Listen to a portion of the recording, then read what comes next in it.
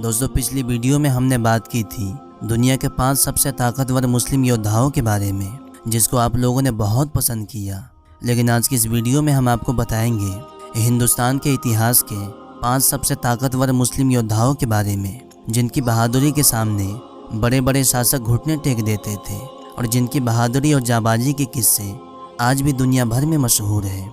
यूँ तो हिंदुस्तान के इतिहास में एक से बढ़ के एक मुस्लिम योद्धाओं की जाबाजी के किस्से मौजूद हैं। जहां हिंदुस्तान में कई मुस्लिम सल्तनत हुई जिन्होंने हिंदुस्तान पर तकरीबन 800 से 900 साल हुकूमत की। हिंदुस्तान के इतिहास में 5 सबसे ताकतवर मुस्लिम योद्धाओं की लिस्ट में नंबर 1 पे नाम आता है शेर शाह सूरी का।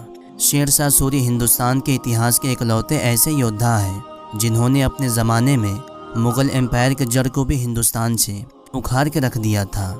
जी हाँ दोस्तों, आपकी जानकारी के लिए बता दूं, सन 1915 में शेर शाह सूरी और मुग़ल सल्तनत के उस वक्त के बादशाह हुमायूं के बीच 64 का युद्ध हुआ था, जिसमें हुमायूं की बुरी तरह हार हुई थी, जिसके बाद हुमायूं को हिंदुस्तान से अपनी जान बचाकर भागना पड़ा था। हालांकि 15 साल बाद हुमायूं और मुग़ल सल्तनत ने हिंदुस्तान के तख्त पर वापसी ज़रूर की थी, लेकिन शेर शाह सूरी के ज़िंदा रहते हुए ऐसा करने में कामयाब नहीं हो पाए थे। नंबर 4 पे नाम आता है अलाउद्दीन खिलजी का।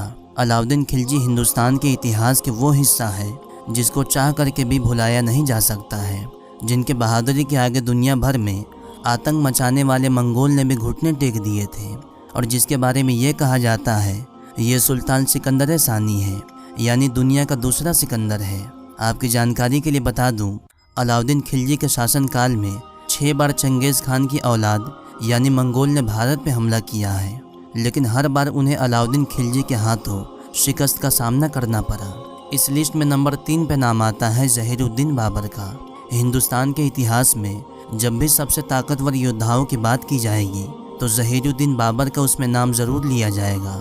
ज़हीरुद्दीन बाबर ने जिस बहादुरी से पानीपत की लड़ाई में इब्राहिम लोदी की सेना को हराया था, वो उसकी जाबाजी और काबिलियत की गवाही के लिए काफ़ी है। इतिहासकारों को माने तो जंग में बाबर ने मात्र 10,000 फौज के साथ इब्राहिम के 1 लाख फौज को शिकस्त दी थी। दोस्तों इस लिस्ट में नंबर 2 पे नाम आता है टीपू सुल्तान का। टीपू सुल्तान का जन्म उस दौर में हुआ था जिसमें हिंदुस्तान के मुग़ल सल्तनत अपनी आखिरी सांसें ले रही थी। देश भर में अंग्रेज़ों का दबदबा बढ़ता जा रहा था। अंग्रेज़ ये चाह रहा था वो पूरी तरह से हिंदुस्तान को गुलाम बनाने में कामयाब हो जाए, लेकिन दोस्तों वो टीपू सुल्तान ही थे जो हिंदुस्तान के गुलामी और अंग्रेज़ के बीच में फौलाद बन के खड़े हो गए। टीपू सुल्तान इतने बड़े बहादुर थे, इसका अंदाज़ा आप इस बात से लगा सकते हैं कि जब तक टीपू सुल्तान जिंदा रहे अंग्रेज़ हिंदुस्तान को गुलाम बनाने में कामयाब ना हो पाया, और जब आखिरकार अपने ही लोगों की गद्दारी की वजह से टीपू सुल्तान शहीद हुए थे तो उस वक्त अंग्रेज़ ने कहा था आज पूरी तरह से हिंदुस्तान हमारा हुआ, आज पूरी तरह से हिंदुस्तान पे कब्ज़ा हमारा हुआ। टीपू सुल्तान कहा करते थे शेर की 1 दिन की ज़िंदगी गीदड़ के 100 साल ज़िंदगी से बेहतर है। दोस्तों इस लिस्ट में नंबर 1 पे नाम आता है औरंगज़ेब बादशाह का। वैसे तो मुग़ल सल्तनत अपने दौर के सुपर पावर हुकूमत रही, लेकिन औरंगज़ेब आलमगीर ही इस हुकूमत के वो बादशाह रहे जिसके शासनकाल में यह हुकूमत सुपर पावर बनी। औरंगज़ेब ने अपनी आधे से ज़्यादा ज़िंदगी जंग मैदान में गुजारी है। वो जितने बड़े जंगू थे उतने ही ईमानदार शासक भी थे। तो दोस्तों उम्मीद करता हूँ इस वीडियो में आपने बहुत कुछ सीखा होगा।